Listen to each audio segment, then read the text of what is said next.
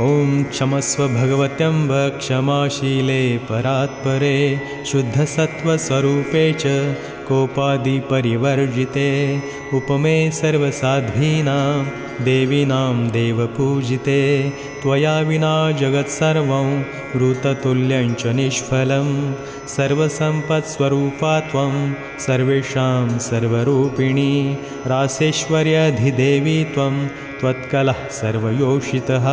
कैलासे पार्वती त्वं च क्षीरोदे सिन्धुकन्यका स्वर्गे च स्वर्गलक्ष्मीस्त्वं मर्त्यलक्ष्मी च भूतले वैकुण्ठे च महालक्ष्मीर्देवदेवी सरस्वती गङ्गा च तुलसी त्वं च सावित्री ब्रह्मलोकतः कृष्णप्राणाधिदेवी त्वं गोलोके राधिका स्वयं रासे रासेश्वरी त्वं च वृन्दावन वने वने कृष्णप्रिया त्वं भाण्डिरे चन्द्राचन्दनकानने विरजाचम्पकवने शतशृङ्गे च सुन्दरी पद्मावती पद्मवने मालती मालतीवने कुन्ददन्ती कुन्दवने सुशीला केतकीवने कदम्बमाला त्वं देवी कदम्बकाननेऽपि च राजलक्ष्मी राजगृहे गृहलक्ष्मीर्गृहे गृहे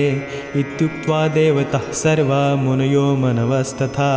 रुरुदुर्नम्रवदनः शुष्ककण्ठोष्ठतालुकः इति लक्ष्मीस्तवं पुण्यं सर्वदव्यः कृतं शुभं यः पठित्रातरुत्थाय स वै सर्वं लभे ध्रुवम् अभार्यो लभते भार्यां विनीतां सुसुतां सतीं सुशीलां सुन्दरीं रम्यामति सुप्रियवादिनीं पुत्रपौत्रवतीं शुद्धां कुलजां कोमलां वराम् अपुत्रो लभते पुत्रं वैष्णवं चिरजीविनम्।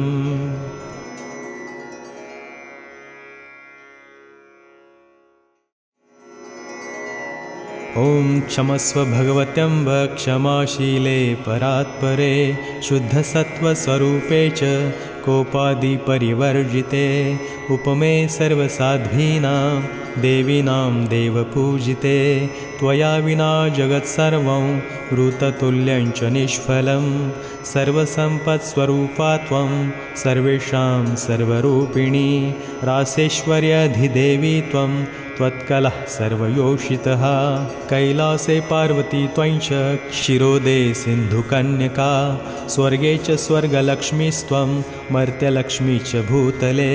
वैकुण्ठे च महालक्ष्मीर्देवदेवी सरस्वती गङ्गा च तुलसी त्वं च सावित्री ब्रह्मलोकतः कृष्णप्राणाधिदेवी त्वं गोलोके राधिका स्वयं रासे रासेश्वरी त्वं च वृन्दावन वने वने कृष्णप्रिया त्वं भाण्डिरे चन्द्राचन्दनकानने विरजाचम्पकवने शतशृङ्गे च सुन्दरी पद्मावती पद्मवने मालती मालतीवने कुन्ददन्ती कुन्दवने सुशीला केतकीवने कदम्बमाला त्वं देवी कदम्बकाननेऽपि च राजलक्ष्मी राजगृहे गृहलक्ष्मीर्गृहे गृहे इत्युक्त्वा देवतः सर्वा मुनयो मनवस्तथा रुरुदुर्नम्रवदनः शुष्ककण्ठोष्ठतालुकः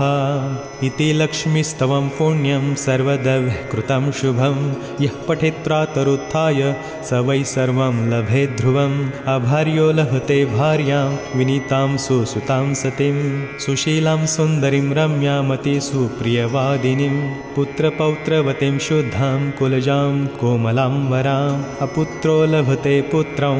वैष्णवं चिरजीविनम्।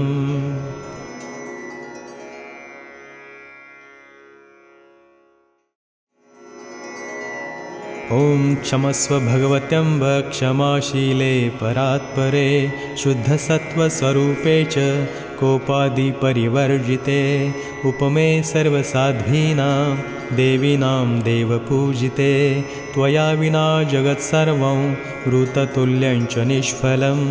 सर्वसम्पत्स्वरूपा त्वं सर्वेषां सर्वरूपिणी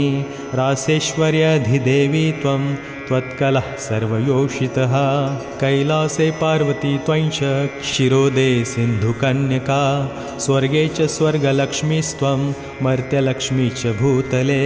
वैकुण्ठे च महालक्ष्मीर्देवदेवी सरस्वती गङ्गा च तुलसी त्वं च सावित्री ब्रह्मलोकतः कृष्णप्राणाधिदेवी त्वं गोलोके राधिका स्वयं रासे रासेश्वरी त्वं च वृन्दावन वने वने कृष्णप्रिया त्वं भाण्डिरे चन्द्राचन्दनकानने विरजाचम्पकवने शतशृङ्गे च सुन्दरी पद्मावती पद्मवने मालती मालती वने कुन्ददन्ती कुन्दवने सुशीला केतकी वने कदम्बमाला त्वं देवी कदम्बकाननेऽपि च राजलक्ष्मी राजगृहे गृहलक्ष्मीर्गृहे गृहे इत्युक्त्वा देवताः सर्वा मुनयो मनवस्तथा रुरुदुर्नम्रवदनः शुष्ककण्ठोष्ठतालुकः इति लक्ष्मीस्तवं पुण्यं सर्वदव्यः कृतं शुभं यः पठेत् प्रातरुत्थाय स वै सर्वं लभेत् ध्रुवम् अभार्यो लभते भार्यां विनीतां सुसुतां सतीं सुशीलां सुन्दरीं रम्यामति सुप्रियवादिनीं पुत्रपौत्रवतीं शुद्धां कुलजां कोमलां वराम् अपुत्रो लभते पुत्रं वैष्णवं चिरजीविनम्।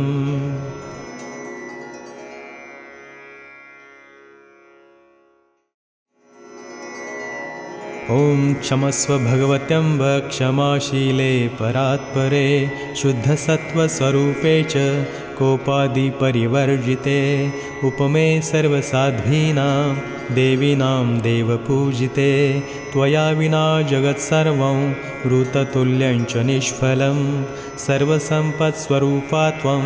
सर्वेषां सर्वरूपिणी रासेश्वर्यधिदेवी त्वं त्वत्कलः सर्वयोषितः कैलासे पार्वती त्वं च क्षीरोदे सिन्धुकन्यका स्वर्गे च स्वर्गलक्ष्मीस्त्वं मर्त्यलक्ष्मी च भूतले वैकुण्ठे च महालक्ष्मीर्देवदेवी सरस्वती गङ्गा च तुलसी त्वं च सावित्री ब्रह्मलोकतः कृष्णप्राणाधिदेवी त्वं गोलोके राधिका स्वयं रासे रासेश्वरी त्वं च वृन्दावन वने वने कृष्णप्रिया त्वं भाण्डिरे चन्द्राचन्दनकानने विरजाचम्पकवने शतशृङ्गे च सुन्दरी पद्मावती पद्मवने मालती मालती वने कुन्ददन्ती कुन्दवने सुशीला केतकी वने कदम्बमाला त्वं देवी कदम्बकाननेऽपि च राजलक्ष्मी राजगृहे गृहलक्ष्मीर्गृहे गृहे इत्युक्त्वा देवताः सर्वा मुनयो मनवस्तथा रुरुदुर्नम्रवदनः शुष्ककण्ठोष्ठतालुकः इति लक्ष्मीस्तवं पुण्यं सर्वदव्यः कृतं शुभं यः पठेत् प्रातरुत्थाय स वै सर्वं लभेत् ध्रुवम् अभार्यो लभते भार्यां विनीतां सुसुतां सतीं सुशीलां सुन्दरीं रम्यामति सुप्रियवादिनीं पुत्रपौत्रवतीं शुद्धां कुलजां कोमलां वराम् अपुत्रो लभते पुत्रं वैष्णवं चिरजीविनम्।